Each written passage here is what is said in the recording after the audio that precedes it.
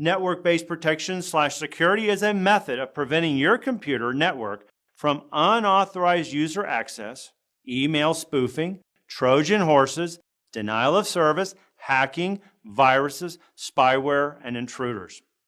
The categories: you may have an active attack, passive attack. Active attack, in which an intruder initiates commands to disrupt the network's normal operation. For example, virus, data modification, or a worm. A passive attack is when a network intruder intercepts data traveling through the network. Example, traffic analysis, scanning, wiretapping. So let's talk about firewalls then. Firewalls, perimeter security for corporate networks connecting to the internet. It looks at and tries to prevent external intruders, untrusted internal users or internal hackers.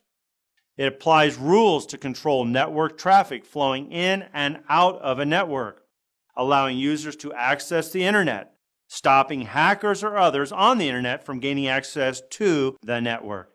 General firewall features, combination of hardware and software, should control the most vulnerable point between a corporate network and the internet.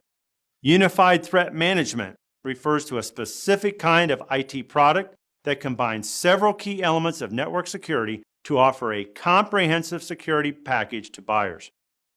Unified threat management is a jack of all trades. It provides multiple functionalities in one device: firewall, antivirus, anti-spam, intrusion detection systems, data loss prevention, virtual private network.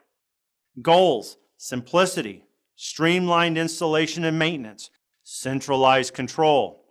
Issues: single point of failure, single point of compromise, and you have performance issues. Web application firewall. A web application firewall filters, monitors, and blocks HTTP traffic to and from a web application. It is differentiated from a regular firewall in that a web application firewall is able to filter the content of specific web applications, while regular firewalls serve as a safety gate between servers.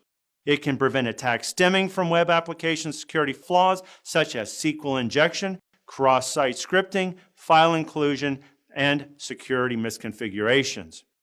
Intrusion detection systems, otherwise known as IDS. IDSs monitor network usage anomalies. Used together with firewalls and routers, they are continuously operating in the background.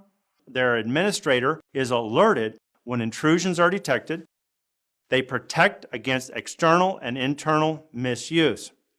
The components of an IDS: you have the sensor, which collects data, which can be network packets, log files, and system call traces. You have the analyzer, which receives input from sensors and determines intrusive activity.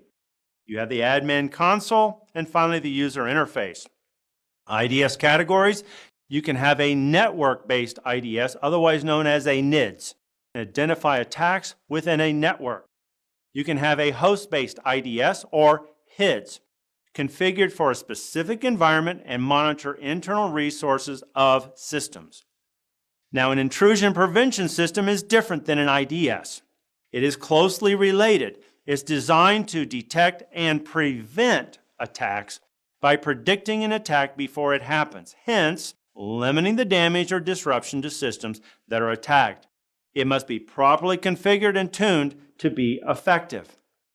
Network access control. It is the concept of controlling access to an environment through strict adherence to and implementation of security policy. The goals of network access control is to prevent reduced zero-day attacks, enforce security policy throughout the network, and to use identities to perform access control. A honeypot system is a computer that usually sits in the screened subnet or the DMZ or demilitarized zone and attempts to lure attackers to it instead of to the actual production computers. To make a honeypot system lure attackers, administrators may enable services and ports that are popular to exploit. Some honeypot systems have services emulated, meaning that the actual service is not running, but software acts like those services is available. Honeypots can get an attacker's attention by advertising themselves as easy targets for compromise. A honey net is simply a group of honeypots implemented together to create the honey net.